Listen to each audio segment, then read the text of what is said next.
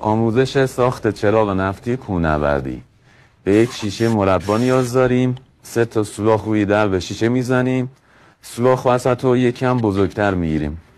برای سوراخ وسط به یک والف تیوب نیاز داریم. والف رو وسط درب میذاریم، با پیست سفت میکنیم. حالا برای تراکم و ایجاد فشار در شعله به لوله مسی نیاز داریم که مثل تصویر به صورت مارپیست در میاریم و خم میکنیم. حالا لوله مسی رو روی 2 تا سوراخ در شیشه قرار میدیم.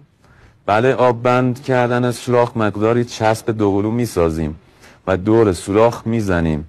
حالا سوزن والف رو باز میکنیم و یک برش میزنیم. حالا پنبه رو لول میکنیم، با سیم از داخل والف رد میکنیم، نفت رو داخل شیشه میریزیم، در شیشه رو میبندیم و روشنش میکنیم. با داغ شدن لوله مسی فشار هوا داخل شیشه زیاد میشه و با قدرت بیشتری شعله بر میشه. اگه مفید بود سیو کن که آموزشش رو از دست ندی.